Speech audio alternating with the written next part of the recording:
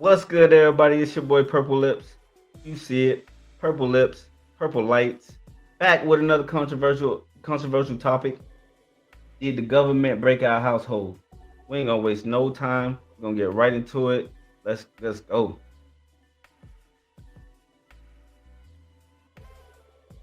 We're different species.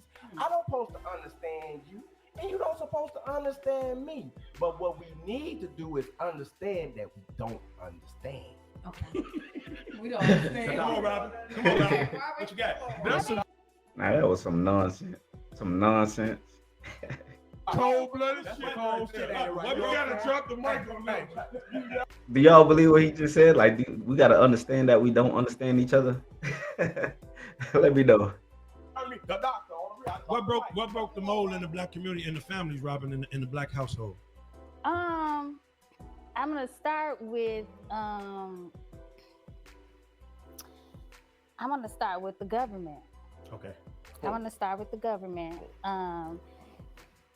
They in the late 70s, um, they were giving women housing.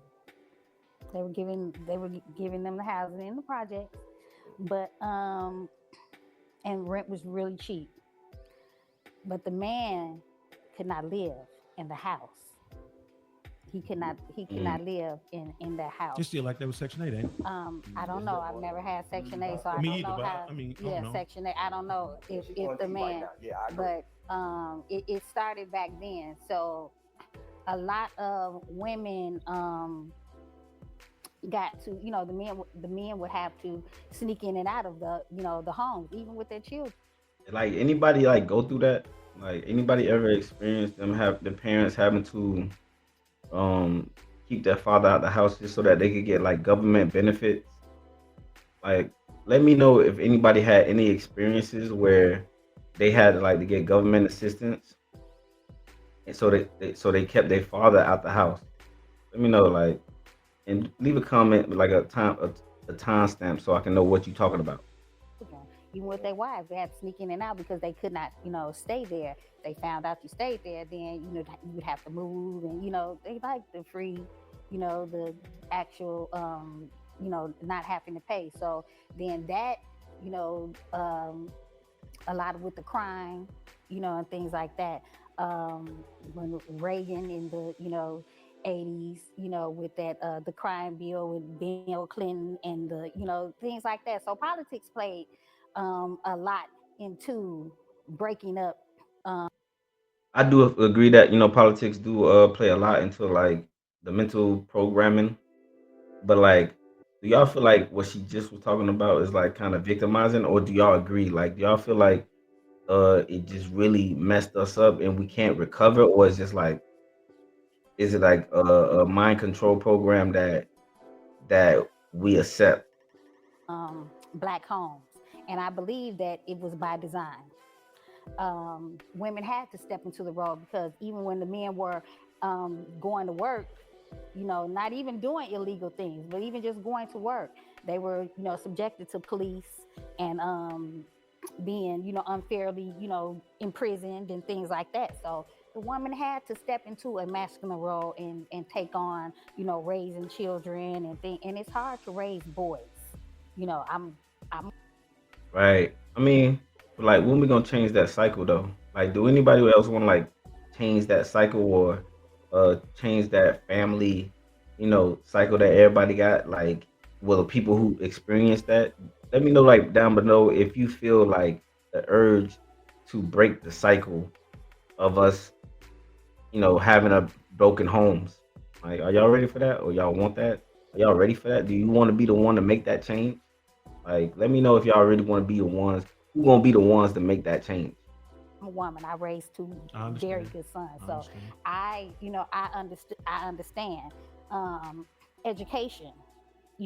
A lot of younger um, black men who had single mothers, they had to step into the role of daddy. Mhm. So instead of going to college and or trade schools where they could have been, they went to work to help their mamas. You Mhm. know what I'm saying? So Mhm. that's where, and then here come daddy, who may have been addicted to drugs or who. Yeah, man, that sucks, man. That you gotta go ahead and grow up early because your dad's on drugs, or because your mom is like struggling, and you gotta grow up fast and not really be a kid. You don't have a kid experience at all. Like who had that kind of experience where who had the type of experience where they had to grow up fast, and they didn't have the time to you know be a kid and develop their mind in a different type of way where they could have been more constructive. They had to just grow up fast and man up basically. Who may have been incarcerated, here he coming back home, and he got this full-grown son here who been helping mama take care of business, and there's a clash of the children and things like that. So it's with the black people, it runs deep. Really by design. A lot of generational curses have to be broken. You know, Let me ask a you lot this, of right? Yeah, like do y'all agree with her? Y'all feel like a lot of generation curses need to be broken? Like, who gonna break it? Like, or who gonna just talk about it, or who actually gonna do something about it? Let me know who actually feel like they gonna do something about it, or they just gonna talk about it. Do you think Bobby gonna talk for 20 minutes. I like that though. That's I'm just gonna tell the because truth. that's no, but I rock with it. when you talk about like the homes being provided, right? Do you think it was a case of women actually leaving men to want to be independent, or do you think it was a case of saying maybe the man might not have been in a position to afford a home, so he said, "Well, baby, just get this so we can stay there," type shit? Okay, I'm gonna tell you. I'm gonna tell you. That's a good question. That's a real good question. Like, who experienced that? Like, did they dad just kind of do that so that they can get the benefits, and he played his role, or did like a woman just want their empowerment and have their independency? Like, who had the experience? Like, let me know below which experience did you have? Did you have the parent that wanted to be independent, or did you have a parent where your father just kind of played a role and he did that so that y'all could get the benefit? Let me know down below. Speak from experience with my parents. Yeah, that's what I'm gonna do. Okay, I'm gonna speak from experience with my parents.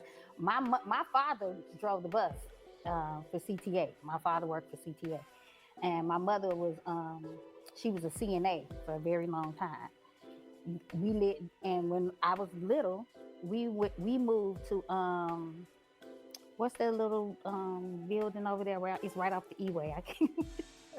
It's on Sacramento, right there in Harrison. Oh, okay, yeah, Harrison Courts. Harrison Court. Yeah. Okay, we lived in that building, and my mother's rent, because she was a CNA, my mother's rent was like $30.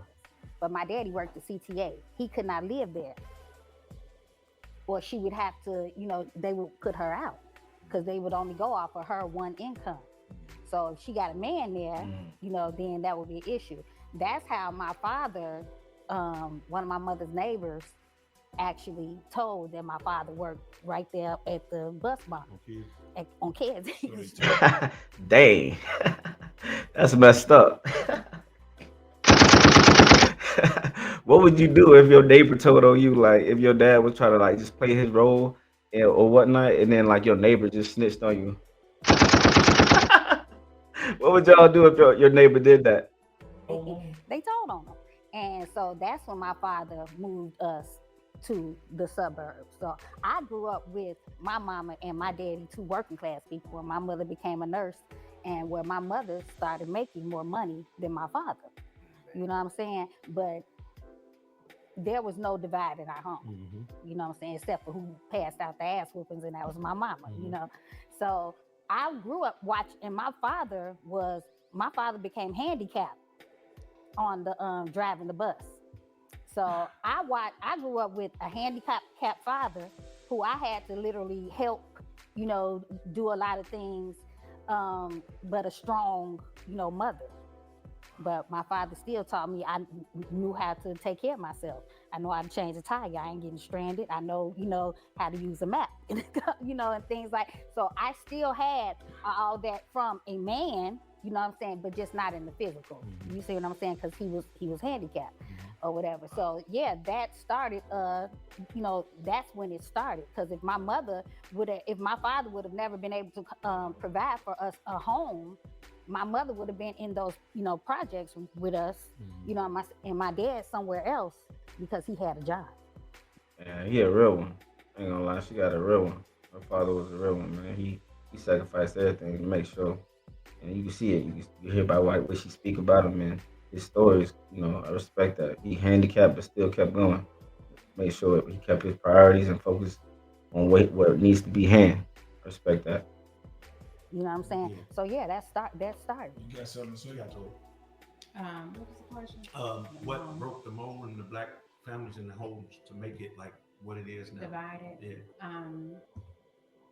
Short and simple. I just think that it's because the men either left the home or they wasn't in the homes anymore. Okay. What you got, Mom? Hold on, I ain't hear what she said. What she said?